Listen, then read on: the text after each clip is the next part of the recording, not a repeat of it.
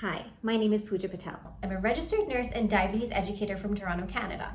Welcome to another episode of Wellness Chronicles. With Wellness Chronicles, my purpose is to disseminate and provide as much evidence-based and expert information so that way you are able to recognize, manage, and even reverse those diabetes symptoms in the most easiest, simplest way possible. Lifestyle change is very, very difficult in and of itself, let alone doing it alone. Wellness Chronicles, it serves as a medium that is encouraging, supportive, and is motivating to actually implement those lifestyle changes to lead a happy, healthy life. My pro tip for this week is after you eat, after a meal, don't sit down on the couch and watch Netflix or scroll through Instagram.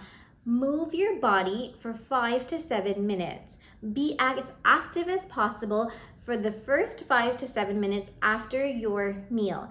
What this will do is this will help decrease the insulin resistance and decrease your sugar spike after your meal. So that 2-hour post-meal sugar will be much more steady and it'll be much lower. So move your body, be active for at least 5 to 7 minutes after a meal. So that brings me to the pro tip of this episode. So as I mentioned, a weight reduction of overall 5 to 10% of body weight actually creates significant decrease in insulin resistance and decreases your A1C significantly, which is very, very good, not just for your diabetic health, but overall health, cardiovascular, renal, your brain function, your eyes, everything. So how do you decrease that weight? How do you get that 5 to 10% overall weight reduction? Interrupt that sedentary behavior. So if you are sitting for 8 hours a day, every 1 to 2 hours, do 8 to 10 squats. At that 20 or 30 minute mark, get up and move. Interrupt that sitting.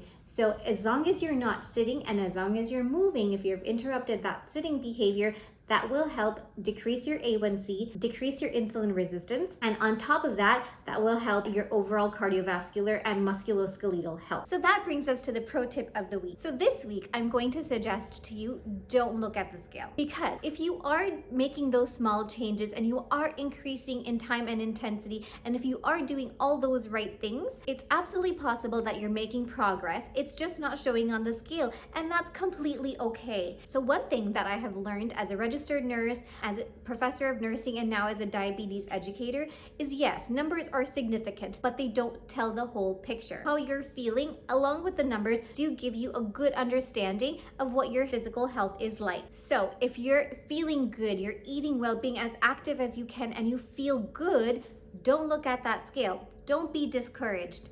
Continue with what you're doing. Continue with those healthy habits, continue with those healthy behaviors, and eventually those numbers will fall in line along with the way that you're feeling. It's just a matter of time. So this brings me to the pro tip of the episode, that small swaps lead to big impact. One small step at a time, one small increment towards a healthy, happy life lead to big impact. So for example, try to pick lower GI foods over higher GI foods. Maybe start with a small snack. If you're having rice cakes with coffee, instead of having only rice cakes with coffee, maybe add some peanut butter on top. This will decrease the GI value of that rice cake. So from a high GI value, it'll become a medium GI value food. And eventually, maybe try implementing that with your meals also. That way, you're able to sustainably maintain that change over time. We want to avoid behaviors that are not sustainable. So this brings me to the pro tip of the episode.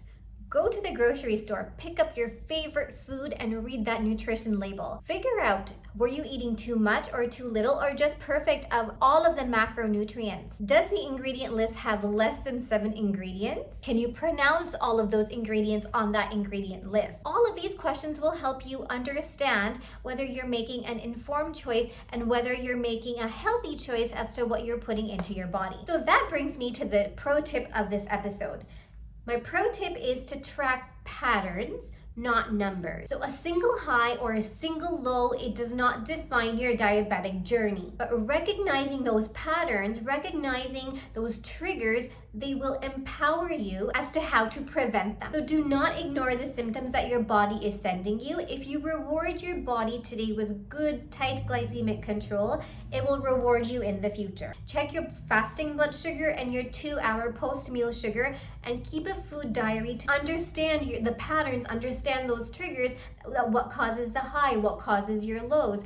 This will give you a good idea, good information and evidence as to how you can plan your future meals, how you can plan your future exercise. You'll start to see what are your triggers, and this is more powerful than any algorithm or any app. So this brings me to the pro tip of the episode. If you have been avoiding that meter, don't. Use that meter to empower you. Use that meter for evidence.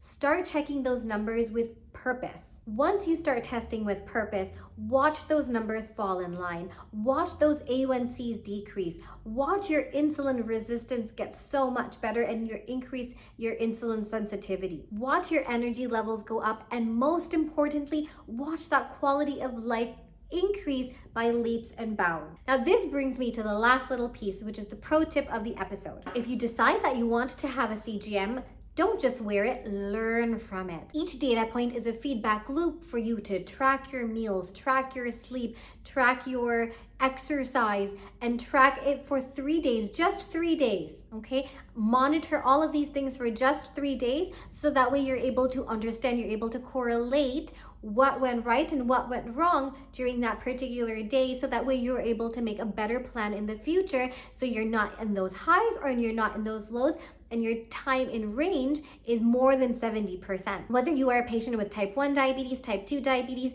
on oral medications, only using lifestyle and diet as your method of intervention, it doesn't matter. Use those numbers to create a simple, actionable plan. And remember, you're aiming for trends and patterns, not perfection. So that brings me to the pro tip of the episode. As I have told you again and again this episode, the brain likes repetition. The brain likes familiarity. It doesn't care if the habit or the pattern is healthy or unhealthy. It just likes that repetitive behavior. So pick one small thing this week. One small behavior, one small habit that you want to change. Pick one of the strategies that we've talked about through this episode. Interrupt your behavior, right? Change that thought process, habit stack, create an environment that is conducive to the lifestyle that you want to lead. There are so many things that you could do to just change those neural pathways, to change the chemistry of your brain, so that way you are not feeding into that reward system loop that is causing you to have those glucose spikes. And once you have implemented this, track how it feels, your energy, your focus, your self-worth, your self-control. You're just going to feel amazing because you have achieved something that you haven't been able to achieve previously, because you haven't broken that feedback loop. You haven't dopamine detoxed, so to speak. Remember, change is really hard, but it doesn't have to be mighty. So one small step at a time will help you achieve your goals long term. So this brings me to the pro tip of the episode. You do not necessarily need to engage in an intensive therapy if that is not your path. Okay, so if you feel like you can't do it, you need to take small steps at a time to have big impact.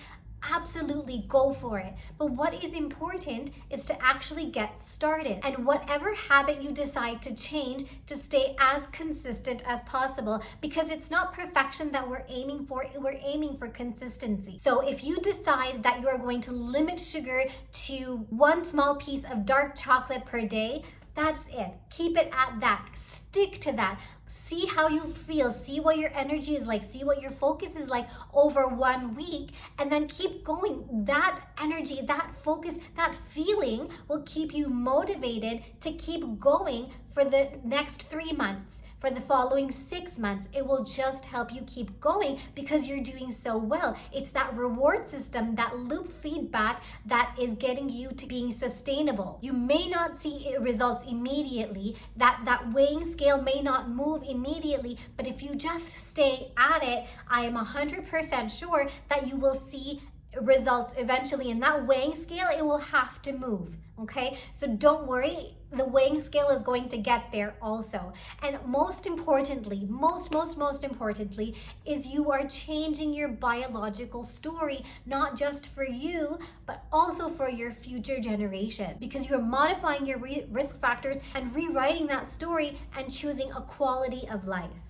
So thank you so much for listening to the episode all the way to the end. I really appreciate it. I think this episode, needless to say, has been such a call to action for you to just implement that one small step at a time, change one habit one day at a time for big impact in the future. Because really what we're looking for is changing that biological story, changing those risk factors that put you, your own health, your quality of life, and your future generations at risk. So we don't want that. We want to change that narrative.